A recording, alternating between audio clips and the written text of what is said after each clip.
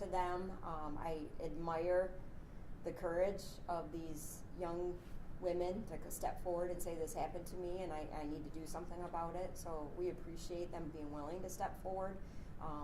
If there's anybody listening to your stories that this perhaps had happened to them, not necessarily with this suspect or any suspect, I just want to remind that there are resources in our community.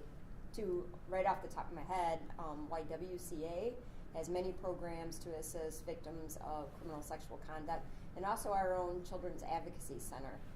Coincidentally, there's a luncheon for them today as well, a fundraiser. So we do have resources in Kent County to help somebody manage the trauma that has happened to them, but that trauma still stays with somebody for a number of years, sometimes forever. Can you talk about how you worked with the sheriff's office down in Florida to apprehend him and how that went as well? Yes, they were extremely cooperative, and so we sent detectives here from Kent County to develop information related to his whereabouts, when would be a safe time to take him in custody. We worked very closely with major case detectives from Charlotte County, Florida, and we were able to, obviously in their jurisdiction, they took him into custody based on our warrant to do so. He's now awaiting an extradition hearing in the state of Florida, and we'll be able to notify everybody when he's coming back to the state of Michigan, but I'm not sure when that will be. Does it have any sort of time frame? A lot depends. A lot of that will depend on whether he decides to fight extradition or he agrees to extradition. So if he decides to fight, it could be a few months. If he decides to waive it, it could be by next week. So that a lot depends on what his decisions are in the state of Florida, whether he wants to come back or not. And was he cooperative when he was apprehended? He did not resist arrest. How many victims are there that have come forward as a result of this? Is this from one victim? We have five separate victims. 5 separate victims. And that's part of the reason we brought it up, because as the sheriff was talking about, there's always potential for either A, additional victims, you never know, or B, maybe there's other people who are around and may have information that could also assist in this investigation, because it's not closed. It's not something that, we made an arrest and we wipe our hands. I think the detectives in the sheriff's department and our office are always taking a look at, is there more evidence, is there anything else that can be brought forward to either bolster this case, or if there's other people out there, we're here to listen. Because of Larry Nassar and cases like that, do you take that into consideration? Was he working in this capacity in Florida? We don't have all the details about what he's done in other states. That's part of our ongoing investigation. That is fact-finding that we will continue to do all the way up to and through his prosecution. But Larry Nassar, there's a number of other cases in the country that point to pattern crimes of this type, and the fact that there's generally not one or just a handful of victims. They'll continue until they're stopped. So we certainly have to make sure that we're getting the information out to as many people as we can, and we appreciate your help in doing that. Is there any type of grooming situation? Did he know these victims for a while? So I can speak in generalities. That is typical, that there will be a grooming part of the crime, and but I can't speak to this individual case because it goes to case facts. So more on that later, and we can discuss that when the case facts are known in trial, but that is very typical of this kind of offense. This business is under new ownership, has been for some time now, but you go back to when this happened, the owner at the time was married to a sex offender who had been busted for the same sort of thing out of that place. Is that a coincidence? It's hard to say. I mean, I don't know if you can say it's a coincidence or not a coincidence. I mean, that's part of maybe some of the further investigation we got to look into, because that's some of the avenues I know that we talked about when we were looking over the warrant.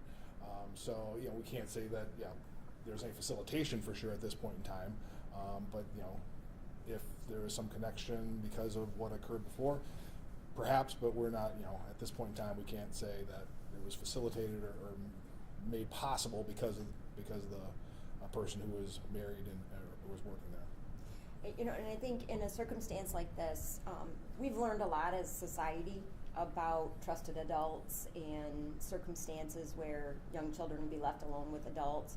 I think it certainly alludes to a need wherever there are young children involved to review policies make sure that safety protocols are in place and that there is proper supervision when children are left outside of their parents' custody, even in a school system. So we've seen examples of this across many different facets of our community. It has to be something we're vigilant about, and we'll continue to advocate for that. And we have to credit the new business too. They stepped forward. The I mean, ones they that- could have. They didn't bury this. They're the ones that kind of, started this investigation going. So they have to be credited for doing the right thing. And we have to recognize places that are being proactive and recognizing something was wrong and passing it along. And that really helps our job Right. when we have cooperative entities, be it business or individuals, who are willing to step forward and make a report. And I think it's an important clarification. There is no current indication that there is a problem other than what's at every location where young children might be, minors might be, and a need for due caution. But this business has been very cooperative with us, and we do not see any current circumstances that we're concerned about. Any suggestions on how parents have the conversation with their kids? Well, I think that's one of the things that the Advocacy Center does have. We have a Kids Have Rights program that talks about that. And it's just basically being open with your kids and being willing to talk about them and talk about their bodies and body safety. I think everybody really talks about stranger danger.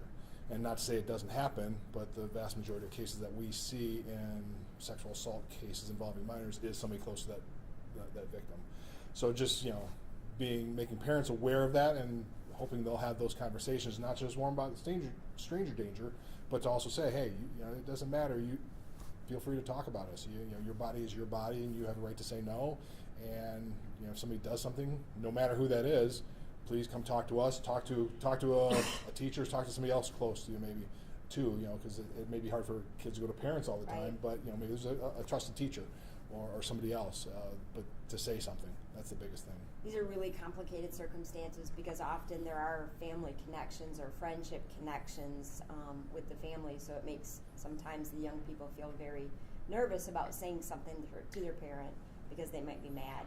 So I would just say to parents, proactively talk to their kid about, if anything, you absolutely can come to me, and making sure they focus on body safety.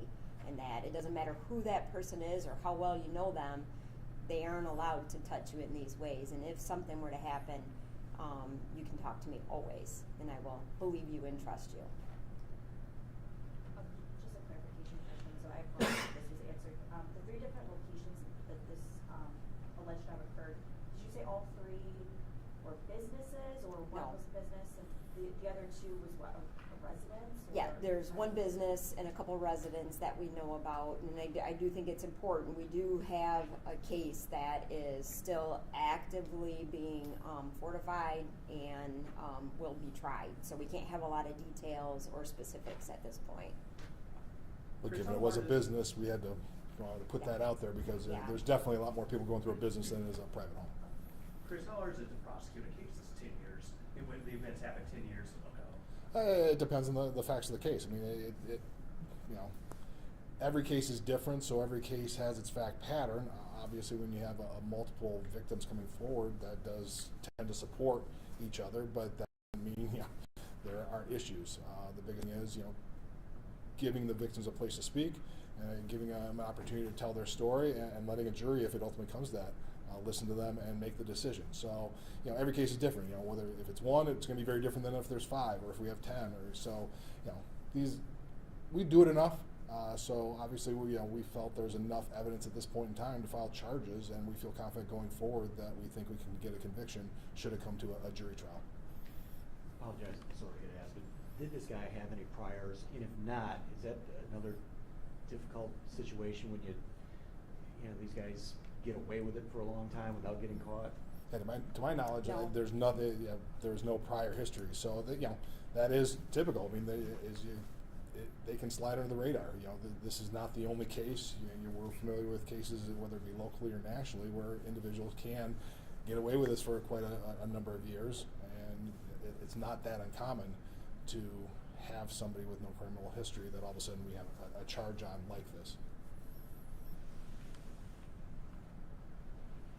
And again, you don't know if he was working as a coach down in Florida. We don't know that yet. Can you say what other states that you've been able to confirm where he's lived? I can't give you a conclusive I think it was list. California. I know California. Florida California, and I believe California. Texas, and Florida, maybe Washington. We don't really know the full timeline yet, though. And the voicemails, so was the voicemails coming from a victim themselves? Was a victim, is that how it was reported? Was the victim was coming forward through the voicemails? on They the called. They business? reached out to the business. Correct. Okay, and they're all girls? Yes. Yes. Any age range? Between 4 and 14 at the time of the offense.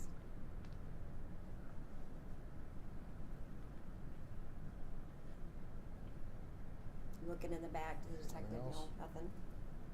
We don't have anything else. He was just a gymnastics coach. He was at that business, correct? All right, thank you guys. I Thank you. appreciate you taking time to be here. Thanks.